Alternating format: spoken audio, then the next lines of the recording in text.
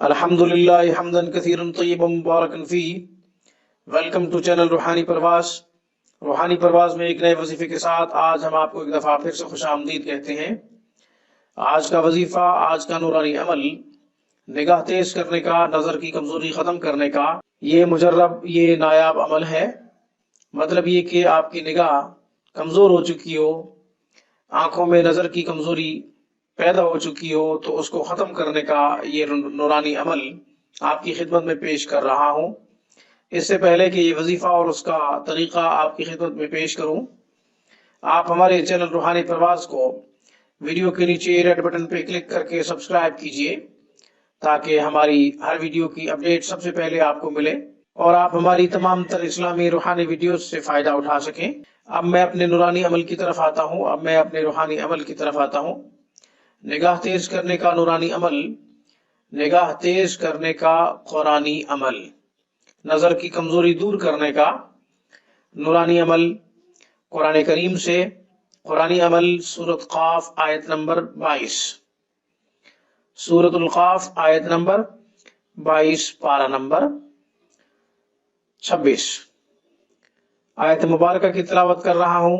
اعوذ باللہ من الشیطان الرجیم، بسم اللہ الرحمن الرحیم۔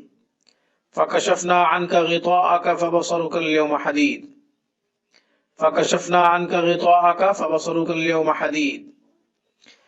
اس آیت مبارکہ کو بسم اللہ کے ساتھ 3 مرتبہ پڑھیں ہر نماز کے بعد۔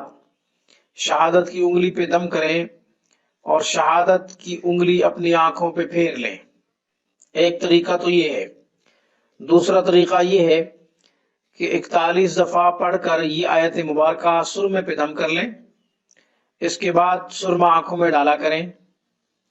تیسرا طریقہ یہ ہے کہ پانی پہ آپ دم کر لیں اور پانی سے آپ آنکھیں دھو سکتے ہیں۔ ان تینوں طریقوں میں سے جو آپ کو آسان لگے وہ طریقہ اپنا لیجئے، انشاءاللہ نتیجہ وہی ملے گا۔ سرمے پہ دم کرنا آسان ہے تو بھی کر لیجئے، پانی پہ دم کرنا آسان ہے تو پانی پہ دم کر کے روزانہ آنکھیں دھو لیا کریں۔ اسی طریقے سے ہر نماز کے بعد بسم اللہ کے ساتھ 3 مرتبہ اس آیت مبارکہ کو پڑھ کر شہادت کی انگلی پہ دم کر کے اپنی آنکھوں پہ پھیر لیا کریں۔ انشاءاللہ نگاہ تیز ہوگی، نظر کی کمزوری ختم ہو جائے گی۔ پھر انشاءاللہ کسی نئے وظیفے کے ساتھ روحانی پرواز میں آپ کی خدمت میں ہم حاضر ہوں گے۔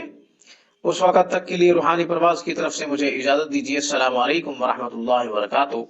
Thank you for watching my video and اللہ حافظ، اللہ نگہبان۔